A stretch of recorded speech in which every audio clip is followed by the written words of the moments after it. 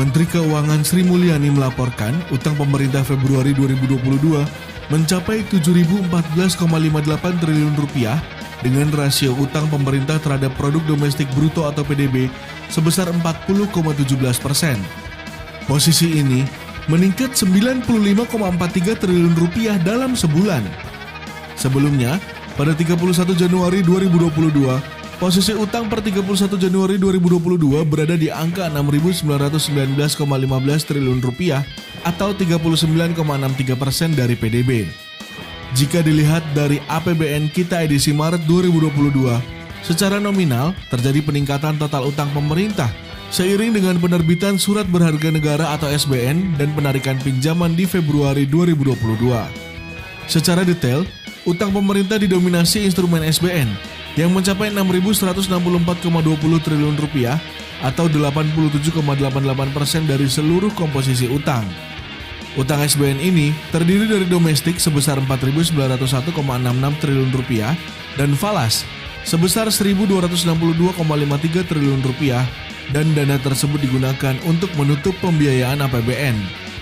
Dilihat dari mata uang, utang pemerintah didominasi oleh mata uang domestik atau rupiah, yaitu 70,07%, sementara kepemilikan SBN oleh investor asing terus menurun sejak 2019 sebesar 38,57% dan akhir tahun 2021 mencapai 19,05% dan per 15 Maret 2022 mencapai 18,15%.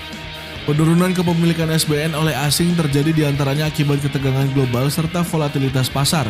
Tulis laporan APBN kita edisi Maret 2022 dikutip Senin 4 April 2022. Meskipun mengalami pertambahan utang sebanyak 95,43 triliun rupiah dalam waktu sebulan, staf khusus Menteri Keuangan Justinus Prastowo mengatakan posisi tersebut aman lantaran jauh di bawah batas Undang-Undang Nomor 17 Tahun 2003 tentang Keuangan Negara, yaitu 60%. Terlebih, saat ini dominasi kepemilikan investor lokal meningkat sehingga ekonomi Indonesia lebih tahan terhadap dinamika global dan domestik. Total nominal utang pemerintah pusat dari tahun ke tahun memang cenderung meningkat. Namun pengelolaan utang juga terus diperbaiki dari waktu ke waktu, seperti komposisi SBN atau surat berharga negara yang jauh lebih besar daripada porsi pinjaman agar pengelolaan utang menjadi lebih sehat, kata Prastowo melalui cuitannya beberapa waktu lalu dikutip Senin 11 April 2022. Di sisi lain, membengkaknya utang negara karena digunakan untuk APBN dinilai wajar oleh Direktur Center of Economic and Law Studies atau CELIOS, Bima Yudhistira.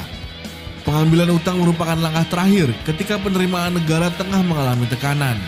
Untuk membayar kewajiban utang, biasanya negara menarik berbagai cara seperti menaikkan tarif pajak, dan hal ini menjadi masalah lantaran masyarakat yang menjadi objek pajak merasa belum melihat adanya rasionalitas dari pemanfaatan utang. Untuk itu, menurut Bima, utang harus digunakan untuk menciptakan produktivitas masyarakat. Misalnya, pengadaan barang dan jasa lebih memprioritaskan produk lokal dan UMKM.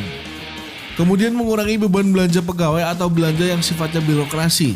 Efisiensi harus dilakukan di segala lini, sehingga fungsi utang kembali ke percepatan pemulihan ekonomi.